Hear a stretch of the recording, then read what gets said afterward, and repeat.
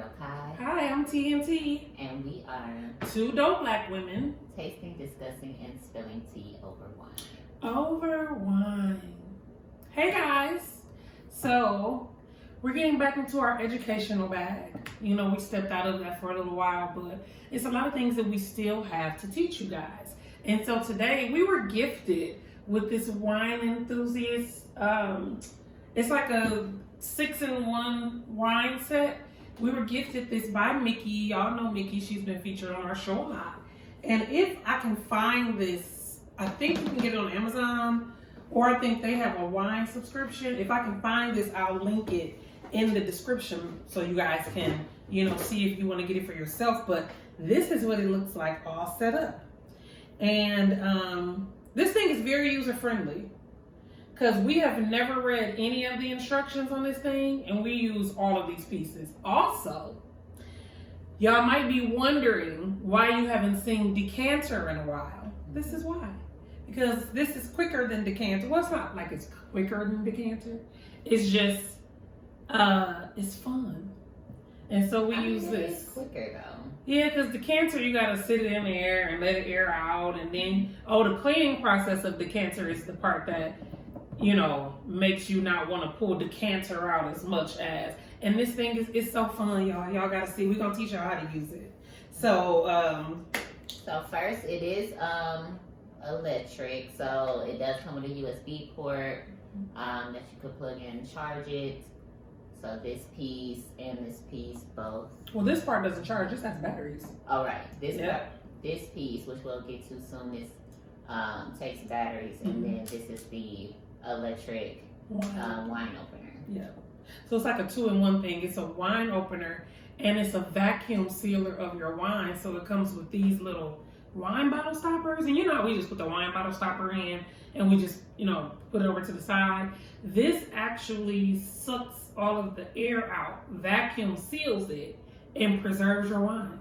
It's so if you don't happen to finish your bottle of wine in your sitting, you can definitely preserve it, and this will be the best way to do it so that it still has that same quality of taste. Yes.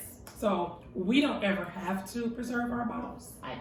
Because ours are always gone. So it comes with, so we're going to start with the foil seal cutter. So it's like this circular thing here, and then it has like the cutter things in there. So you kind of like, you open it. Let's see if I can show y'all. You take this and you kind of like, it kind of opens up a little bit, and then you put it on the bottle. Then you squeeze it and you turn it. This is my favorite part, y'all. This is absolutely my favorite part. And then when you pull it up, it comes out. This is so dope. I don't know. I'm grown, so it's interesting. Some certain different things make me excited now. An adult toy. Yeah. And then you got the little. Not the inappropriate. Oh, yeah. It's an adult toy. So that opens that, and that goes like right there. Right. Can't see it. It goes right there. And so then you got the cork, right?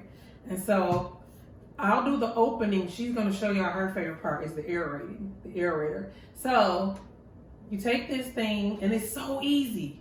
All you do is put it on there like that, and then you push down, and it goes all the way down. Oh, and then it brings I forgot. You got to hold the bottle. Then it brings the cork up, and then as soon as the cork is all the way up, you pull it out, and then it drops, it takes the cork out. Y'all, this stuff is so dope. It's so fun. I love it. And then one of the key pieces, which is when you're drinking red wine, you want to make sure that it's aerated. So I know in a couple of episodes when we reviewed red wine in the past, we've either used a decanter or my electric aerator, the spout thing. So this is similar to what those do.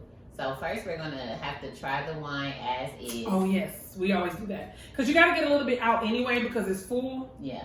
And when you put the air, it actually blows bubbles in the wine. So we usually taste a little bit first so we can see if we can tell the difference. And we always can tell the difference.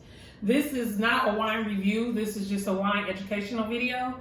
And so with this episode, we're not reviewing the wine, but we have a Kendall Jackson Pinot Noir. And we really like Kendall Jackson. We did a review of their Riesling, right? Did we do a review of the Kendall Jackson Riesling? I think we did. And y'all can check that out in one of the videos below, but it's a really good review.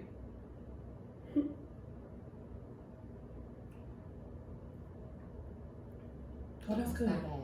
Oh, that's a real smooth Pinot Noir. I like it. So, it's decent when you drink it straight out the bottle, but wait, when you aerate the wine, y'all already know putting air into red wine or letting it air out enhances the flavor of the red wine. So y'all already know that. So this thing, watch it. It's so cool. She got to stand up. Yeah, it's so cool. Okay, so this is the thing. So this is the top, of course. At the top, there's a button that we're going to press. Then you insert. Why is it mine better today? You put this stick inside. It's like a wand. Yeah. Yep. Make sure that you're holding it tight. Please hold it. Don't do what I did. And then you're going to press the button at the top. And it's literally putting bubbles of air into the wine. And this goes for 30 seconds. So you just let it go until it stops. And it's literally like, you know, when you were a kid and you took a straw and you blew bubbles into your Kool-Aid or your juice, that's literally what it's doing. Which, who knew that we were improving the flavor of our Kool-Aid? Possibly. So it's going to do its thing, and then as soon as it's done, it'll stop on its own. So cool. It's done now. Make sure you always pull out. No. Jesus. I thought I was the gutter-minded one in this relationship. And then we're going to try it aerated to see if we can taste the difference. Yes. And as you can see in the glass, you can actually see a few bubbles are still in there. Yep. I just move that to the side because we'll still use it, but.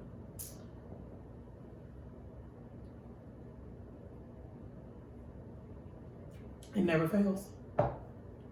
Y'all gotta start putting air in y'all red wine. I mean, if y'all getting sweet reds and red blends, sweet reds I probably wouldn't fool around, but or you could. That might be interesting. No. But with your red blends and everything, any red wine you have, y'all put air in it. Aerate it. It's next level's the thing. And it didn't too much drastically change the taste of this one for me, in my opinion. But if you are aerating like a Malbec, a Zinfandel,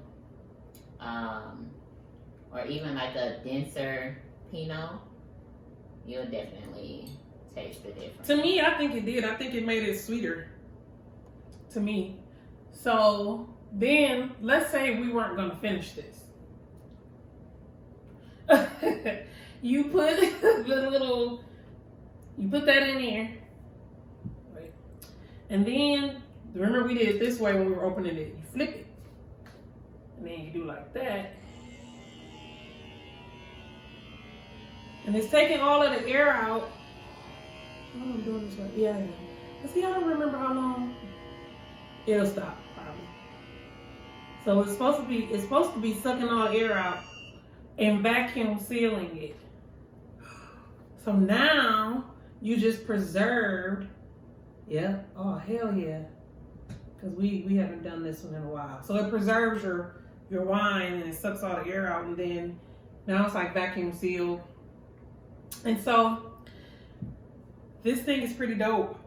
You guys should get something like this. If you drink, a lot of wine like we do, or you really like wine, or you're trying to get more into wines, y'all gotta start getting tools like this, because it's fun and it next levels your wine experience. Yeah, and it's pretty aesthetically pleasing if you're gonna sit it on your countertop or bar or whatever you have. Yeah, it's beautiful.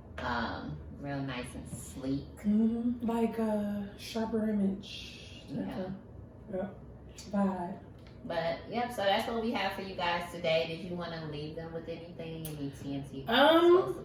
Y'all know I've been going on my rants a lot lately, and I'm not about to rant, but I love doing this. I really love doing this. And I had a conversation with my mother today, and the conversation was just basically about I'm really contemplating walking away.